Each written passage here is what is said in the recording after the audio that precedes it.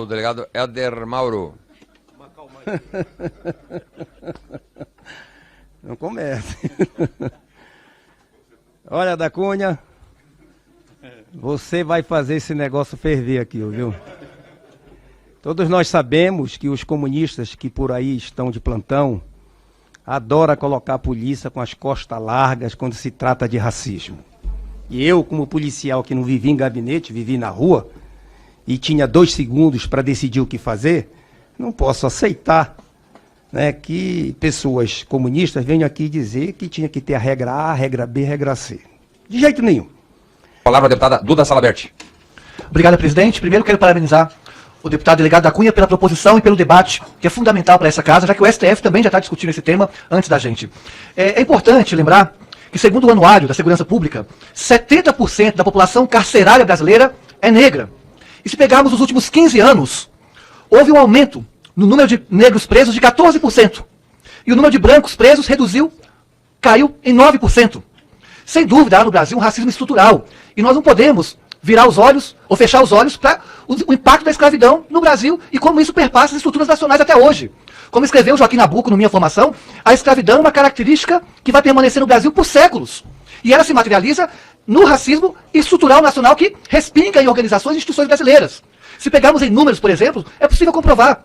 Segundo o INEP, órgão oficial do governo, apenas 2,66% das pessoas formadas em medicina no Brasil são negras.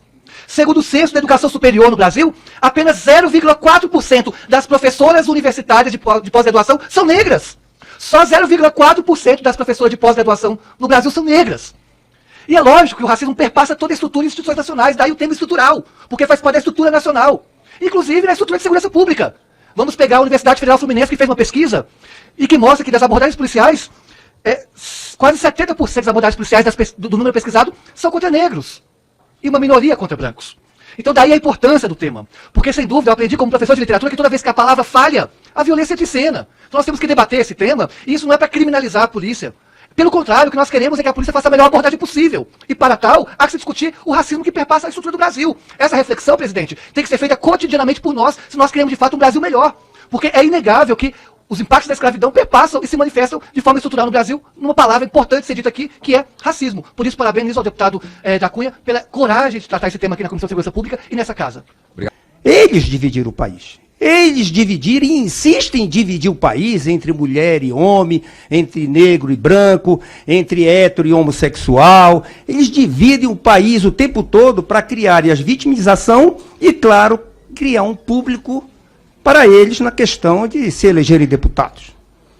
Quando se fala aqui da justificável suspeita para a abordagem, é subjetivo, não adianta ninguém querer colocar escrito em lugar nenhum, que não vai resolver de que é objetivo criar regras para abordagem no momento em que se está lá na rua. O que se aprende na academia para se aplicar na rua é uma coisa, o que vai acontecer na rua é outra. Eu vou te citar 2 exemplos subjetivos. Você pode abordar um veículo e simplesmente, se você for criar as regras para que isso aconteça, você pode deixar de salvar uma vida. Como muito já foi visto, vítimas dentro de mala de carro, que foram abordados de forma pela polícia, sem que se tenha tanto objetivo para fazê-lo, e salvou vidas. Nós aqui, na rua, temos 2 segundos. Uma vez numa audiência, Fraga, eu fui simplesmente confrontado com o promotor que virou para mim e disse: mas você atirou no suspeito nas costas. Eu digo: excelência, o cara está fugindo na moto de um assalto que está acontecendo, atirando em mim, de costas. O senhor quer que eu peça para ele virar de frente para que eu atire nele? É brincadeira! Vá para a rua, para o senhor ver como é que acontece lá. Então é muito fácil chegar aqui com os discursos de comunistazinho, e eu faria assim, o Supremo tem que criar regra. Porra, eu tô vendo aqui o Superior Tribunal de Justiça que diz que pode abordar, mas não pode revistar. Então, porra, pra que vai abordar? Eu vou abordar pra quê? Olha, o senhor já foi abordado, mas eu não vou lhe revistar. Vai embora! Leve a sua cocaína, leve o cacete A4 para sua casa, que nada vai acontecer. Então isso tudo é balela, senhor presidente. Vai ser bonito. Eu não sou mesmo, mas farei questão de participar desta audiência. Obrigado. Obrigado, deputado Éder Mauro. E o senhor citou aqui sobre abordagem encontrando droga, enfim, amanhã, só para lembrar os senhores, amanhã o STF estará retomando o julgamento que era para ter sido retomado semana passada, não foi, retomando o deputado Osmar Terra, o julgamento que pode descriminalizar o uso e o porte de drogas no Brasil. Isso aí, olha, eu estudo essa matéria há quase 30 anos, com direito comparado, inclusive. O deputado Osmar Terra também é um estudioso, conhecedor teórico e na prática, como eu também procuro ser. Isso aí vai ser um desastre, senhores. Como nós temos alertado, o Brasil é diferente de outros países, um Brasil continental com fronteiras abertas, com uma população desassistida em vários aspectos, com 220 milhões de habitantes, nós não temos a estrutura policial para fazer enfrentamento ao narcotráfico e o tráfico de drogas vai explodir com o consumo aumentando. Então, a Comissão de Segurança Pública já aprovou um requerimento aqui, encaminhamos um ofício em nome da Comissão de Segurança Pública, presidente do STF, pedindo que o julgamento seja suspenso para que o parlamento faça a discussão, ouvindo todo mundo. O STF, primeiro, que não tem prerrogativa e atribuições constitucionais para fazer esse tipo de discussão, porque está inovando. Tem uma lei que diz que hoje o porte de drogas é crime.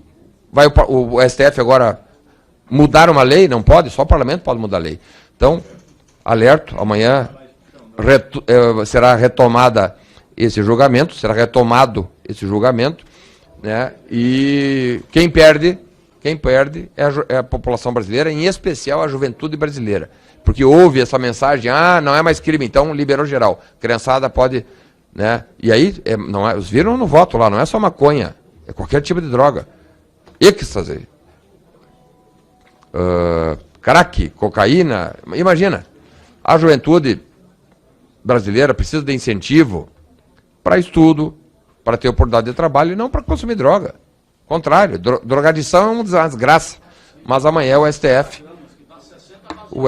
imagina, o STF amanhã retorna a discussão e o Congresso Nacional, nós já conversamos com o presidente da Câmara, com o próprio presidente do Senado, né? Alguma ação o parlamento brasileiro vai ter que adotar, sobretudo diante de uma cobrança que a sociedade brasileira já está fazendo diante da possibilidade da liberação de um desastre que joga a população, em especial a juventude brasileira, joga num caos. Infelizmente, esse é um cenário que o parlamento precisa agir, rapidamente. Deputado Osmar Terra. Presidente, fazendo coro com a sua posição aí, nós estamos na iminência de ter uma decisão completamente fora das regras constitucionais. A decisão política sobre como vai ser combatido as drogas no Brasil, como vai ser enfrentado, é uma decisão do Parlamento brasileiro. Nunca foi e nunca será do Supremo Tribunal Federal. O Supremo Tribunal Federal tem uma missão técnica de dizer se um artigo é constitucional ou não. E é isso. Né? Agora, decidir quantidade de maconha, quantidade de droga, senão vai prender preto e pobre, que é o discurso, né? Eu quero dizer o seguinte, nós temos que ter, eu concordo com o capitão Aldrich, que falou ali antes, se o problema é discriminação, é falta de critério, vamos trabalhar a educação, as academias de polícia, o preparo dos profissionais, mas não tem, senão não vai poder ver, o policial chega no cenário do tráfico de droga, vê o sujeito vendendo, vê o sujeito, aí vai lá e aborda o sujeito para prender, porque ele está vendendo droga, ele já tem ficha corrida, ele está sempre ali. Aí vai prender o sujeito, ele tem só 10 gramas de maconha no bolso. Aí não pode prender porque é 10 gramas de maconha, então não prende mais. E não pode prender porque é preto. Não pode prender, não vai prender mais. Só vai prender branco. Que conversa é essa? Nós temos a população brasileira, ela é uma população de várias cores, raças, e a polícia tem que cumprir o seu papel. Se ela estiver bem orientada, bem estruturada, ela vai cumprir o papel dela. E pronto. Não tem nada que discriminar. Porque liberar a droga, dizendo que só se prende preto e pobre, que só se prende quem é pequeno traficante, é liberar a droga no Brasil. Isso não é liberar pequenas quantidades, isso é liberar a droga toda. Porque todo o comércio de droga no Brasil é em pequena quantidade. A boca de fumo não tem... o atacado do tráfico, o grande traficante, não vai na boca de fumo. Ele manda quantidades pequenas. Vão trabalhar só com aquela quantidade e pronto, acabou. Não se prende mais traficante, não se prende mais ninguém. E o tráfico vai tomar conta. E não é só da maconha, vai tudo junto. Isso vai ser empurrado tudo junto. É um absurdo, que é um assunto tão grave que mexa com a vida. Eu estou aqui com vídeo de crianças nascendo, bebês nascendo com síndrome de abstinência. Vocês acham que isso vai diminuir ou vai aumentar com a liberação da quantidade de droga? A quantidade de droga não leva em consideração, inclusive, a quantidade de THC. O THC hoje, numa grama, pode ter 20 vezes mais potente do que na maconha do Woodstock, lá atrás. Né? Então, o skunk tem drogas que tem 50% de THC. A maconha é uma droga, a maior fábrica de esquizofrênicos. A maconha é a única droga que causa psicose irreversível. Fabrica esquizofrênico, com psicose bipolar.